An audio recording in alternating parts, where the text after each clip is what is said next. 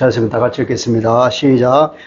비판을 받지 아니하려거든 비판하지 말라. 너희가 비판하는 그 비판으로 너희가 비판을 받을 것이요 너희가 헤아리는 그 헤아림으로 너희가 헤아림을 받을 것이니라. 어찌하여 형제의 눈 속에 있는 티는 보고 내 눈 속에 있는 들보는 깨닫지 못하느냐. 보라, 내 눈 속에 들보가 있는데 어찌하여 형제에게 말하기를 나로 내 눈 속에 있는 티를 빼게 하라 하겠느냐. 외식하는 자여, 먼저 내 눈 속에서 들보를 빼어라. 그 후에야 밝게 보고 형제의 눈 속에서 티를 빼리라. 거룩한 것을 개에게 주지 말며 너희 진주를 돼지 앞에 던지지 말라. 그들이 그것을 발로 밟고 돌이켜 너희를 찢어 상하게 할까 염려하라.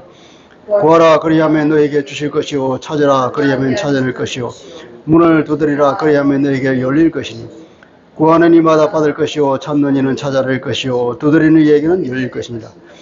너희 중에 누가 아들이 떡을 달라 하는데 돌을 주며 생선을 달라 하는데 뱀을 줄 사람이 있느냐. 너희가 악한 자라도 좋은 것으로 자식에게 줄 알거든. 하물며 하늘에 계신 너희 아버지께서 너희에게 좋은 것으로 주시지 않겠느냐. 그러므로 무엇이든지 남에게 대접을 받고자 하는 대로 너희가 남을 대접하라. 이것이 율법이요 선지자니라. 아멘. 하나님의 말씀입니다. 우리 성경을 딱 펴면 제일 먼저 나오는 것이 창세기가 있는데 거기에 에덴 동산이 나옵니다. 아름다운 동산이죠, 그죠? 거기 에덴 동산에 하나님께서 한가운데에 잘 보이게 누구나가 어디 있는지 볼 수 있도록 나무 두 그루를 심어놨어요. 가운데에 하나는 생명나무고 하나는 선악을 알게 하는 나무라고 그랬습니다. 하나님께서는 생명나무의 실과도 계속 따먹어서 생명을 연장하라고 영원히 살 수 있도록 하나님의 은혜를 주셨습니다. 그런데 옆에 있는 선악을 알게 하는 나무의 열매를 먹지 말아라. 그 열매를 먹으면 반드시 죽는다. 그렇게 말했습니다. 이게 무슨 말일까요? 가운데에 두 나무가 있다는 것은 무슨 말이냐, 생명과 선악을 분별하는 것을 말하는데 두 개다가 누가 주는 것이냐면 하나님만이 주시는 것이라는 겁니다. 생명을 누가 주신다고요? 하나님만이 주시는 거예요. 그리고 선악을 아는 것은 누가 안다고요? 하나님만이 아는 거예요. 인간은 선악을 알 수 있을까요? 없을까요? 분별을 할 수 없다는 것입니다. 그래서 그 선악을 알게 하는 나무를 먹지 말라는 것은 네가 남을 판단할 수 있는 능력이 없었기 때문에 모든 판단은 하나님께만 있다는 얘기입니다. 그런데 불행하게도 선악과를 따먹어 버렸습니다. 따먹고 난 뒤에는 어떻게 되느냐, 서로가 서로를 판단하는 그런 일이 생긴 거예요. 판단하고 비판하고 나머지는 비난하고 나중에 나와서는 정죄까지 하게 되는 아주 불행한 사태가 이루어졌는데 그것이 바로 죄의 결과라고 하는 것입니다. 모든 사람은 그 이후로 선악과를 먹고 난 이후로 자기 마음속에 자기 나름의 잣대를 품고 다닙니다. 그리고 잣대를 항상 남에게 갖다 대는 거예요. 자기에게는 절대로 갖다 대지 않으면서 남에게만 그 잣대를 딱 갖다 대고 너는 틀렸다 그렇게 말합니다. 그러니까 나는 옳고 너는 틀렸다는 거죠. 심지어는 그 잣대를 누구에게도 갖다 대냐면 하나님에게도 갖다 대는 거예요. 하나님 당신 틀렸어 그렇게 말합니다. 그렇게 말하는 사람이 얼마나 많으면 우리 자신도 가끔 그렇지 않습니까? 하나님을 우리가 판단하는 경우도 있단 말이죠. 이것이 인간에게 이 선악과를 먹고 난 이후에 생긴 참 불행한 일 중 하나입니다. 그러니까 우리가 서로 싸우죠. 다 얘기가 자기는 옳고 상대방을 틀렸다 그러니까 그 잣대는 그 사람만 가지고 있는 것이 아니라 또 누구나가 가지고 있잖아요. 서로 그 잣대를 꺼내가지고 상대방에 딱 갖다 대면서 넌 틀렸어 이렇게 말하니까 싸우지 않을 수가 없겠죠. 그러니까 관계가 단절이 됩니다. 하나님과의 관계도 단절이 되고 이웃과의 관계도 단절이 되고 모든 관계가 단절이 되면서 모든 사람은 각자 도생의 길을 가게 되고 무한 경쟁의 시대가 들어오고 자력의 한계가 들어오니까 근심하고 걱정하게 되며 그리고 인생은 고해가 되었습니다. 다 이것이 죄의 결과로 이렇게 되었습니다. 말하자면 선과 악을 판단한다고 하는 것은 하나님의 절대 주권에 속하는 것인데 그것을 인간이 함부로 범했다는 거예요. 그러니까 그것은 나 자신을 하나님의 자리에 두는 행위라 이 말입니다. 좀 오래된 이 영화이긴 한데 오두막이라는 영화가 있습니다. 그 이번에 어떤 젊은 남자가 자기 사랑하는 딸을 유괴를 당해서 딸이 죽었어요. 이 남자가 얼마나 자기 딸을 찾고 싶어 했겠습니까? 그리고 그것을 못 찾고 딸이 죽으면서 얼마나 세상을 원망합니까? 하나님을 원망하는 거예요. 세상이 이럴 수가 있냐? 그렇게 천진난만한 애를 어떻게 죽이셨냐? 하나님이 과연 살아계신가? 그런 나름의 잣대를 들이대면서 하나님까지도 이제 판단하게 되는 거죠. 그 영화 여러 가지가 있지만 제가 기억나는 것으로는 이 사람이 나중에 이제 환상 가운데 천사를 만납니다. 천사가 그 사람을 데려와서 이제 하나님의 심판 자리에 올라가서 네가 그렇게 하나님을 원망하고 네가 그렇게 세상을 잘못되고 생각하는데 네가 한번 저 자리에 올라가서 한번 판단해 볼래? 세상에 일어날 그 모든 일들을 다 네가 앉아서 다 판단해서 적절하게 가장 합리적으로 가장 온당하게 한번 판단해 볼래? 그러니까 이 남자가 자신이 없어서 거절합니다. 인간은 하나님의 자리에 올라갈 수가 없는 거예요. 이 사람이 얼마나 욥의 심정이 됐겠습니까? 정말 억울한 일이 아니겠습니까? 그런데도 불구하고 우리 하나님을 원망할 수가 없고 그 선과 악을 내가 혼자 다 알 수가 없는 문제죠. 마태복음 7장은 보면은 이제 지금까지 주님께서 산상설교를 쭉 하면서 이제 산상설교의 마지막 부분을 얘기합니다. 마지막 부분에 이제 제자들로 그리스도의 제자라면 그리스도를 믿는 그리스도인이라면 이제 어떻게 살아야 할 것인가? 세상에 살아갈 때 어떤 지혜에 관해서 몇 가지 말씀을 해주고 있는데 이 7장은 읽어보면 다 그 지혜에 관한 말씀이에요. 그리스도의 제자로서 그리스도인으로 이 땅에 살아갈 때 어떤 지혜가 있어야 되느냐? 오늘 그중 한 토막 지혜를 말하고 있습니다. 주님의 첫 마디가 무엇이죠? 비판하지 말아라 그랬잖아요. 비판이라고 하는 말은 판단이라는 말도 되고 비판, 판단, 그걸 나쁜 의미로 나가면 비난, 정죄 이런 까지 다 포괄하는 단어인데 중립적으로는 그냥 판단입니다. 판단. 주님께서 비판받지 아니하려거든 비판하지 말아라 이렇게 말합니다. 이건 누구를 염두에 두고 하신 말씀일까요? 자칭율법의 전문가라고 하는 바리새인들이나 서기관들을 두고 하는 말씀입니다. 그 사람들은 그렇게 율법을 언급하면서도 정작 자기는 손가락 하나 까딱하지 않는다고 주님께서 책망하시죠. 마태복음 23장 3절 5절에 보면 이렇게 말합니다. 그들은 말만 하고 행하지 아니하며 또 무거운 짐을 묶어서 사람의 어깨에 쥐우되 자기는 이것을 한 손가락으로도 움직이려 하지 아니하며 그들의 모든 행위를 사람에게 보이고자 한다. 이렇게 주님이 그들을 책망하죠. 그들은 말만 하고 행동을 안 한다는 거예요. 위선만 떨고 있다는 거예요. 남에게 보이면서 나는 잘 지키고 있다고 그렇게 거짓으로 자기를 가면을 쓰고 있다는 거죠. 그러니까 자기도 지키지 못하면서 이웃들어 지키지 않는다고 비난하는 사람들이 바리새인이나 서기관들이라고 해요. 이런 사람을 본받지 말라 하는 얘기인데 근데 과연 그 사람들만 그렇게 할까요?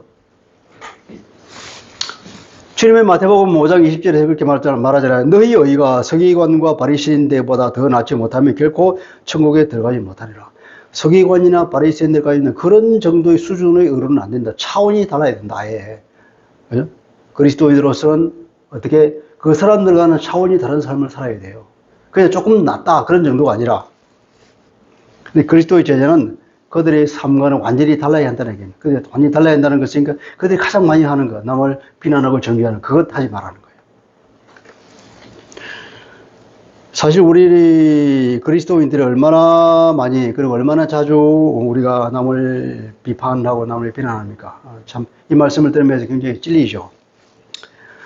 근데 야고보 사도가 이렇게 우리가 말씀하고 있습니다. 야고보서 3장 2절인데요. 우리가 다 실수가 많으니 만일 말에 실수가 없으면 말에 실수가 없는 자라면 곧 온전한 사람이다. 남을 비난하거나 혹은 잘못된 말을 하거나 이런 실수만 안 하더라도 정말 완전한 사람이라고 야고보서를 통해 우리에게 공부하고 있는데 이게 참 쉽지 않다는 거예요. 그러면서 능히 온몸도 굴레 씌우리라. 혀는 곧 불이요 불의의 세계라. 혀는 우리 지체 중에서 온몸을 더럽히고 삶의 수레바퀴를 불사르나니 그 사라는 것이 지옥불에서 나느니라. 혀는 능히 길들일 사람이 없나니 쉬지 아니하는 악이요 죽이는 독이 가득한 것이라. 이 혀를 능히 길들일 수 있다고요? 없다고요? 야고보사들은 그렇게 말합니다. 능히 이 혀를 길들일 사람이 아무도 없다는 거예요. 인간은 혀를 제어할 수 없습니다. 인간의 능력으로는 안 된다는 거예요. 주님의 능력이 아니면 안 됩니다. 이게 잠언 18장에도 그렇게 말하잖아요. 죽고 사는 것이 혀의 힘에 달렸다고. 혀를 어떻게 놀리느냐에 따라서 죽기도 하고 살기도 한다는 거죠. 이 삶을 잘 살기 위해서는 주님의 말씀하듯이 우선 뭐냐면 남을 비판하는 일을 하지 말라는 거죠. 우리 모두가 다 회개하고 입에다가 자갈을 물립시다. 이것은 끊임없이 기도할 문제죠. 우리 능력으로 되는 것이 아니기 때문에. 왜냐하면 혀는 능히 길들일 사람이 없다고 그랬잖아요. 인간으로서는 불가능한 일이에요. 계속 기도하면서 주님의 도움을 구하고 성령의 인도를 받지 아니하면 언제든지 이 혀가 불의를 뱉어낸다는 이 말이에요. 왜 비판받지 않으려거든 비판하지 말라 하면 그 이유를 말하고 있습니다. 2절에 그렇게 말씀하고 있죠. 2절이 그 이유입니다. 너희가 비판하는 그 비판으로 너희가 비판을 받을 것이고 너희가 헤아리는 그 헤아림으로 너희가 헤아림을 받을 것이야. 이 헤아림이라고 하는 건 무엇이냐면 헤아림이라고 번역을 했는데 자구적으로는 잣대입니다. 잣대. 너희가 드리는 그 잣대로 너희도 그 잣대의 들이댐을 받을 것이다. 왜냐하면 각자가 다 잣을 가지고 있잖아요. 내 품에 있는 잣대를 꺼내 남을 갖다 대면 그 사람도 가만히 있습니까? 그 사람의 잣대를 딱 나한테 갖다 대는 거죠. 그런 말씀을 하시는 겁니다. 또 그렇게 되면 어찌합니까? 어찌하여 형제의 눈 속에 있는 티를 보고 내 눈 속에 있는 들분을 깨닫지 못하느냐? 그렇게 말씀하고 있습니다. 너희가 헤아리는 그 헤아림으로 너희가 헤아림을 받을 것이다. 너희가 하는 그 비판으로 너희가 비판을 받을 것이다. 여기서 비판을 받을 것이다 하는 것은 수동태로 나와 있는데 이 수동태는 흔히 말하는 신적인 수동태. 그러니까 그 행동의 주체가 누구라고요? 하나님인 거예요. 너희가 남을 비판하면은 그 비판하는 것과 똑같은 비판은 하나님이 너를 비판한다 이 말이에요. 하나님의 판단을 받겠습니까? 무서운 일이죠. 그렇게 하지 말아야 할 이유는 동일한 이유로 네가 먼저 하나님으로부터 심판을 받을 것이기 때문에 그렇게 하지 말라는 것입니다. 인간은 자기에게는 하나씩 건대하고 남에게는 추상같이 엄격하지 않습니까? 이것은 너나 할 것이 다 그렇습니다. 잣대를 가지고 다니면서 항상 남에게 그것을 갖다 대지 않습니까? 모든 인간은 동일하죠. 선악과를 먹고 타락하는 인간은 모두 다 그렇습니다. 다 타락하여서 허물투성입니다. 로마서는 2장 1, 2절 이렇게 말합니다.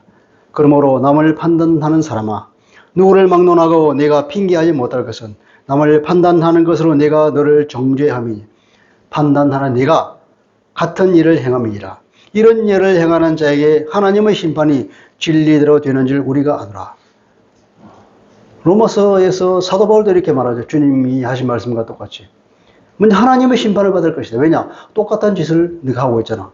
그러면서 남을 심판한다고? 그러면 하나님의 가만히 있겠냐? 선악과를 막은 사람이 서로 옳다고 우기니까 싸움에 나게 된다. 싸움만. 그러니까 서로 비판하여서 관계가 파탄난다고 주님이 말씀하고 있는 것입니다. 바리새인들과는 차원이 다른 삶을 살아야 하는 제자는 그럴 수가 없다는 거예요. 그래서 제일 먼저 이 지혜를 말할 때에 남을 심판하지 말라고 주님 제일 먼저 말씀하고 계시죠. 두 번째 이유는 아까도 얘가 말씀드린 대로 선악을 분별하는 것은 하나님께 전속된 거예요. 인간의 능력으로 할 수 없는 거란 말이죠. 그렇기 때문에 이 선과 악을 판단한다고 하는 것은 내가 하나님의 자리에 앉는다는 거예요. 하나님의 주권을 심각하게 침해하는 것입니다. 그러니까 그것은 그렇게 하면 안 되는 거예요. 우리가 비판을 하는 그 건조에, 그 마음의 심리적 건조에는 어떤 영적인 문제는 뭐냐면 선악과를 먹고 하나님의 자리에 앉아서 남을 보는 그것에 문제가 있는 거예요. 영적인 문제가.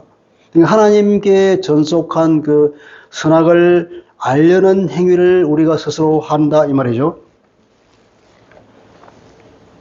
이것이 원죄의 결과입니다. 성령의 인도를 받지 못하면 언제든지 일어나는 일이라 이 말이에요. 이것은 인간에게 가장 취약한 것 중 하나죠. 이것이 우리 속에 있는 교만이라는 질병과 결합되면 어떤 일이 생깁니까? 남을 근거 없이 비판하고 그걸 깎아내리고 그래서 상대적으로 자기를 높이려는 교묘한 짓을 하게 된다는 말이에요. 이것은 무의식적으로 일어나는 일이에요. 무의식적으로. 이런 의도를 내가 의도적으로 하지는 않지만 나도 모르게 내 속 깊은 곳에 있는 무의식이 그렇게 교묘한 짓을 하는 거예요. 그게 인간의 죄성입니다. 나쁜 동기로 그렇게 하는 거죠. 좋은 동기로 하는 경우는 별로 없어요. 여기서 말하는 남을 비판하는 것은 물론 나쁜 동기로 하는 것을 주로 말하고 있지만 우리가 그렇게 비판할 때에는 좋은 동기로 하는 경우는 거의 없다는 점.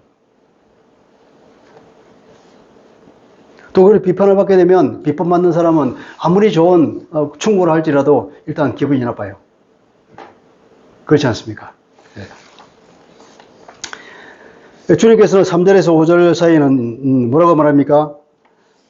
동일하게 인간은 다 티가 들어있는데 비판하는 사람들은 특히 네 눈 속에 더 큰 티가 있다는 거예요. 티가 아니라 주님의 과장에서 네 속에는 덜 보고 있다는 거예요. 덜 보. 덜보로 번역했지만 이것은 기둥이에요. 기둥. 큰 나무 기둥 같은 것은 네 눈 속에 받고 있는 놈이 청재의 눈 속에 작은 티를 뽑겠다고 그것처럼 모습은 없잖아요.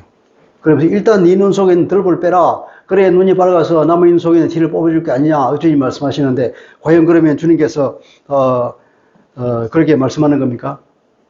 일단 네 눈 속에 있는 덜보를 빼고 남의 눈에 있는 티를 빼라고 이렇게 말씀하시는 겁니까? 그런 말씀이 아니라 이건 불가능한 일이에요. 우리 모두가 다 자기 눈은 티도 없다고 생각하는데 어떻게 감히 덜보가 있다고 생각합니까? 불가능한 일이야. 있을 수 없어요. 그래서 말하자면 절대로 남을 비판하지 말라고 하는 강조의 말씀입니다. 네 눈을 깨끗이 하고 난 뒤에 그 남의 눈을 티를 빼라 이런 말이 아니라 불가능한 일이다. 안 되는 일을 왜 하느냐 이런 말이에요.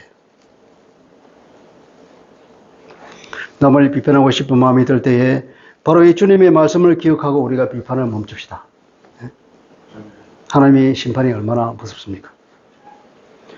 주님은 더 나아가서 상대방을 보는 분별력을 가지라 그럽니다. 우리가 아무리 좋은 의도로, 좋은 동기로 남에게 권고하고, 그리고 충고하고, 복음을 전한다 하더라도 상대방에 따라서 상대방이 인간이 아닌 인간이 있단 말이에요. 개 같은 인간이 있다는 거예요. 돼지 같은 인간이 있다는 거예요. 그걸 잘 분별하는 거죠, 주님은. 뭐라고 그랬습니까? 6절에 보면 거룩한 것을 개에게 주지 말고 너희 진주를 돼지 앞에 던지지 마라. 거룩한 것, 진주 이런 것을 개, 돼지 같은 그런 인간에게 던져주지 말라고. 왜냐하면 그들이 그것을 발로 밟고 돌이켜 너희를 찢어 상하게 할까 염려하라. 이게 염려하라는 말은 원문이 없는 말입니다. 잘못 번역된 말이에요. 상할까 뭐 할까 염려하라가 아니라 하지 않도록. 그러니까 개에게 주지 말아야 할 이유를 말하는 거예요. 말하자면 물어 뜯기지 않으려면 주지 말라는 거예요. 절대로 주지 마라. 개에게 줬다가는 함부로 줬다가는 물어 뜯긴다 말이에요. 그 말을 말씀해요. 우리가 그 창세기 3장에서 아담 하와가 할 때가 내가 죽을까 하노라 이렇게 잘못 배운 것처럼 이게 잘못 번역되는 거예요. 그리고 염려하라가 아니라 주지 말라는 거예요. 물어 뜯긴다. 주님께서는 어떻게 말했습니까? 이것 아마 위선자라고 책망했던 바리새인이나 서기관들을 두고 분명히 이렇게 말씀하셨을 텐데, 그 거룩한 것, 진주를 그들에게 던져줬다가는 그들이 그 가치를 알아보지 못하고, 그러니까 내가 하는 말의 가치를 알아듣지 못하는 사람은 개 같은 사람이란 말이에요. 그 깨닫지 못하는 분별이 없는 사람들은 어떻게 한다고요? 그 가치를 알아보지 못하고 그 말이 오히려 자기를 공격했다고 오해하고는 나를 공격해야 된단 말이에요. 물어 뜯는다 이 말이죠. 실제로 그 사람들이 주님을 십자가에 못 박혀 죽었잖아요.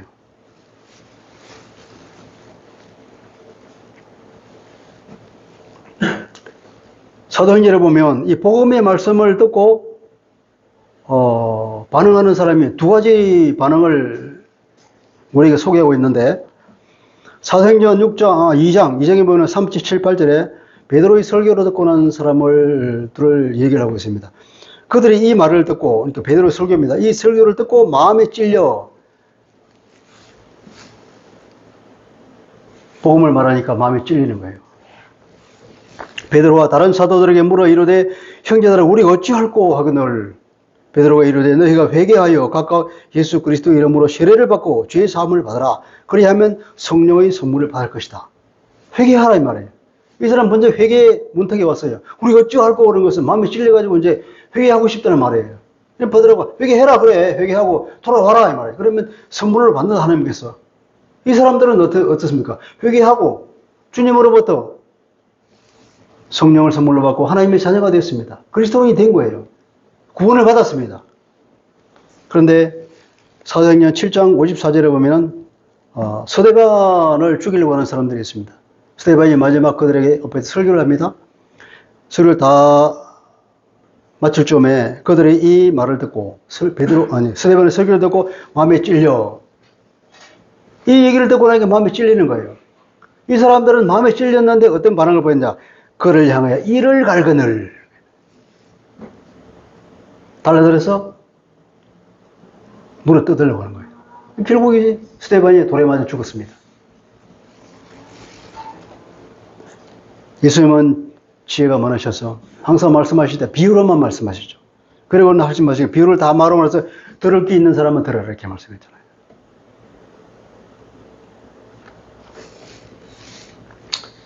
주님 우리에게 그런 지혜도 분별력이 있어야 된다고 말씀하고 있습니다. 인간 중에는 그런 가치를 알아보지 못하는 인간들이 있다. 그런 사람에게 함부로 충고했다가는 오히려 물어뜯긴다. 이런 말씀이에요. 예. 또 그 다음에는 무슨 말씀이에요? 또 갑자기 기도에 관한 얘기가 나옵니다. 구하라, 찾아라, 두드리라. 그러면 하나님이 주실 것이다.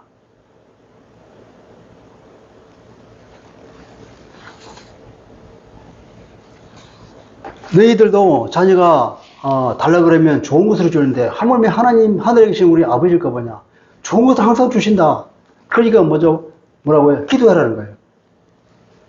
이 기도의 맥락은 왜 어떤 맥락에서 나오냐면 이 남을 비판하지 말라고 하는 이 와중에서 나온 말씀이기 때문에 남을 비판할 것이 아니라 어떻게 된다고요? 기도하라 이 말이에요. 남을 함부로 비판했다가는 어떻게 물어뜯기니까 그런 사람들을 위해서는 그런 사람을 위해서 하나님께 기도하는 것이 좋다 이 말이에요.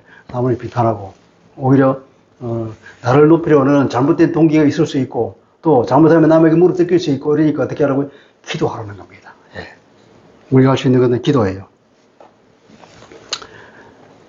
가장 좋은 방향으로 주님이 하나님께서 해결해 주신다는 주님의 말씀입니다.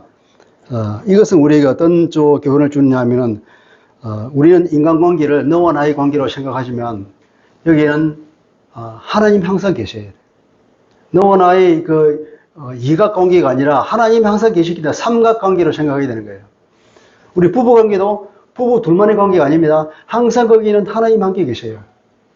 그러니까 거기서는 삼각관계가 되는 겁니다. 하나님을 내가 인식하느냐 못하느냐에 따라서 이것은 천지 차이가 나는데 우리가 형제와 나의 두 사람의 관계 절대 아니에요. 항상 하나님이 계시는 거예요. 보고 계신다는 거예요. 그때 그것을 내가 인식하고 하나님께 맡기든지 하나님께 호소하든지 이런 일이 필요하다는 거예요. 우리는 너와 나만 생각하지만 우리가 지혜를 가질 때는 하나님이 계시다는 것을 인식하고 삼각관계로 생각하면 하나님께 말씀해야 되는 거예요. 저런 인간에게 말하지 말고 하나님께 호소하는 거예요. 그러면 비록 내가 틀린 동기로 잘못된 말을 하나님께 하더라도 하나님은 나를 다 받아주셔요. 그리고 내가 잘못된 걸 내가 깨닫게 만드는 거예요. 그게 하나님의 능력이니까. 하나님이 나를 사랑으로 다루시고. 근데 내가 인간에게 이 말을 했다가는 어떻게 싸우게 되고 또 내가 잘못된 대로 내가 잘못한 경우도 있을 수 있죠. 그렇지만 내가 하나님께 기도하면 가장 완벽하게 해결이 된다는 겁니다. 특히 이 선악을 분별하는 일은 하나님께 전속한 일이기 때문에 하나님께 맡겨야 된다는 거죠. 우리가 비판하고 싶을 때에 기도해야 됩니다. 하나님께서 판단하시고 하나님의 때에 하나님의 방법으로 가장 선하게 처리해 주실 줄 믿습니다. 이런 주님의 말씀을 모르고 얼마나 우리가 남을 많이 비판하고 정죄합니까? 저는 이 말을 읽을 때마다 제가 가슴에 찔리는데, 저는 왜 그렇게 남을 비판하는 생각이 많이 나는지 모르겠어요. 그래서 누가 기도하는 사람은 저를 굉장히 교만하다고, 내 속에. 그런 게 있다고. 그걸 위해서 제가 얼마나 기도하는지 몰라요. 그래도 안 돼요. 주님이 결론을 말씀하십니다. 12절이죠. 그러므로 무엇이든지 남에게 대접을 받고자 하는 대로 너희도 남을 대접하라. 이것이 율법의 선지자니라. 언뜻 보면 오늘 우리가 읽은 말씀 중에 비판하지 말아라, 그리고 기도하라, 그리고 그러므로 남을 먼저 대접해라. 이 세 가지 얘기가 나오는데 서로 다른 얘기 같잖아요. 근데 이게 하나의 얘기. 왜냐하면 이게 그러므로 그랬잖아요. 그러므로 무엇이든지 남에게 대접을 받고자 하는 대로 먼저 대접해라. 이것이 율법의 선지자다. 1절부터 12절까지가 하나의 단락이라는 것이고, 하나의 교훈을 우리에게 주는 것이에요. 인간관계에 있어서의 황금률이 뭐냐? 인간관계를 가장 아름답게 다룰 수 있는 그 지혜가 뭐냐 하는 것은 바로 이거예요. 내가 남에게 받고 싶은 게 있냐? 그러면 먼저 줘라. 이런 거예요. 그게 주님이 우리에게 주시는 지혜의 말씀입니다. 이것은 인간관계 황금률이라고 다들 얘기하는데, 인간관계에서 발생하는 이 비판의 문제에 대한 주님의 해답이 뭐냐면은 먼저 주라는 거예요.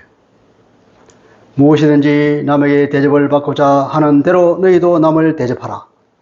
이것이 율법이고 선지자다. 마태복음 22장 40절에 보면 이 율법을 축소하고 요약하면 두 가지가 나온다고 그랬습니다. 위로 하나님을 사랑하는 것과 아래로 이웃을 사랑하라. 그 두 가지. 하나님 사랑과 이웃 사랑이 모든 율법의 핵심이다 말하시면서 그렇게 말씀을 한 거예요. 이 두 계명, 사랑이죠. 위로 하나님 사랑과 이웃 사랑. 그 두 계명이 율법과 선지자의 강령이다. 주님이 이렇게 말씀하셨죠. 오늘 여기서는 뭐냐면 무엇이든지 남에게 대접을 받고 하는 대로 너희도 남을 대접하라. 이것이 뭐요? 율법이요 선지자라는 거예요. 그러면 이 사랑이라고 하는 것이 다른 버전으로 말하면 이렇다 이 말이에요. 사랑은 추상적인 단어이지만 이것을 좀 더 우리 구체적으로 우리 손에 잡히듯이 말씀해 주는 건 뭐냐면 그럴 거예요. 네가 남에게 받고 싶은 게 있냐? 그러면 먼저 주라. 이것이 사랑이라는 거예요. 그것은 세상의 원리와는 반대되는 하늘의 원리라고 봐야 됩니다. 세상의 원리는 그렇지 않잖아요. 내가 높아지려면 남을 비판하고 남을 밟고 올라가는 것이 세상의 원리고, 그러니까 이 세상은 사실 망하는 길을 가고 있는데 하늘의 길은 거꾸로 얘기하는 거죠. 거꾸로. 오히려 먼저 좋은 것을 주어라 한 거죠. 그러면 되돌려 받을 것이다. 이것이 서로 흥하는 길이라는 거예요. 무엇이든지 남에게 대접을 받고자 하는 대로 너희도, 그러니까 너희가 먼저 남을 대접하라는 거예요. 자구대로 읽어보면 만약에 너희들이 사람들이 너희들에게 해 주기를 바라는 것이 있다면 그 모든 것을 너희도 똑같이 그렇게 해주라. 이것이 율법이고 선지자들이다. 율법과 선지자들이 말씀하시는 핵심이다. 이 말이죠. 사람은 누구나가 칭찬받고 싶죠. 누구나가 인정받고 싶어 합니다. 누구나 이해받고 싶어 하고 사랑받고 싶고 또 선물을 받고 싶어 하잖아요. 그런데 그것을 먼저 주라는 겁니다. 우리는 할 수 있어요. 그리스도는 할 수 있습니다. 왜냐? 그리스도는 부자이기 때문에 그래요. 그리스도는 마음이 부유하잖아요. 구원을 얻은, 천국을 얻은 우리가 더 남에게 뭘 줄 수 있겠습니까? 우리는 모든 것을 가졌잖아요. 천국을 가졌는데. 그러니까 이런 우리 자신을 생각하면 이제 줄 수 있는 거죠. 하나님의 자녀요, 기도하면 다 받을 수 있는 이런 부유한 사람이기 때문에 먼저 줄 수가 있습니다. 주님께서 그래서 먼저 주라고 그럽니다. 선악과를 먹고 고장난 양을 치우는 처방으로 주님이 우리에게 내리는 그 처방이 먼저 좋은 것을 주라 그런 겁니다. 남을 헐뜯지 말고 오히려 칭찬해주고 먼저 이해해주고 그리고 인정해주라. 만약에 그렇게 하지 못하겠거든 어떻게 하라고요? 기도하라고 그랬잖아요. 기도하는 거예요. 먼저 주라. 먼저 이해해줘라. 먼저 인정해줘라. 먼저 품어줘라. 그게 안 되면 하나님께 맡기는 거예요. 기도하라고. 자, 정리해 보겠습니다.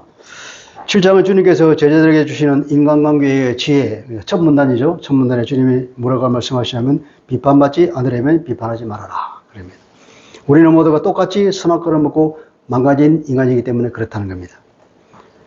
선한 충고나 권고 혹은 복음의 말씀조차도 아무에게나 하지 말라는 겁니다.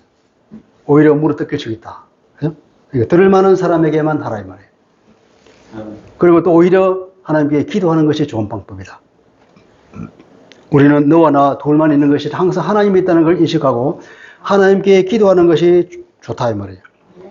그리고 마지막으로 인간관계 황금률로서 뭐라고 말씀합니까? 남에게 받고 싶은 것이 있다면 먼저 남에게 주라. 세상의 원리와는 반대되는 하늘의 원리를 우리에게 말씀하셨습니다. 뭐라고요? 먼저 남에게 해주라. 사람들을 먼저 이해해주고 먼저 인정해주고 그죠? 먼저 사랑해주는 것. 이것이 주님께서 우리에게 주시는 처방입니다. 삶의 지혜입니다. 인간관계에서 가장 아름다운 지혜라는 거예요. 오늘부터라도 우리 결심합시다. 남을 비난하면 하나님께서 나를 비난하신다는 엄중한 말씀을 생각하고 오히려 다른 사람의 장점을 찾아서 칭찬해주는 사람이 됩시다. 도저히 그렇게 할 수 없으면 어떻게 해요? 하나님께 기도합시다. 인간관계에서 항상 이웃에게 먼저 베푸는 삶을 살기로 다짐합시다. 기도합시다. 하나님 아버지, 오늘 주님께서 우리에게 주시는 제자에게 주는 지혜의 말씀을 첫 단락을 보게 되었습니다. 우리에게 가장 시급한 문제, 우리에게 가장 우리의 약점인 바로 남을 비판하는 문제를 주님께서 거론하셨습니다.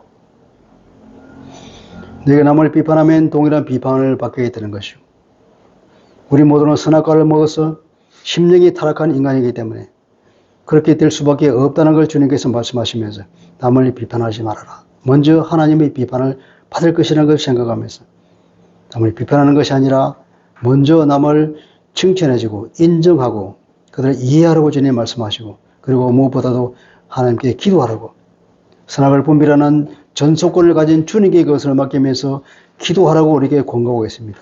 주님, 우리가 이제부터는 남을 비판하기 이전에 주님께 하나님께 먼저 기도하고 그 사람을 비판하기 이전에 먼저 그들을 이해하고 인정하기 위해서 노력하는 사람이 되도록 우리를 이끌어 주옵소서. 우리는 할 수 없음을 고백합니다. 성령님 언제나 우리를 도와주시고 그럴 때마다 우리 이 말씀을 생각나게 하여 주시옵소서. 정말 우리는 이것을 벗어날 수 없는 올무라는 것을 깊이 깨닫습니다. 주님 우리를 불쌍히 계시고 이 올무에서 벗어날 수 있도록 성령님 항상 이끌어 주옵소서. 감사하며 예수 그리스도 이름으로 기도합니다. 아멘.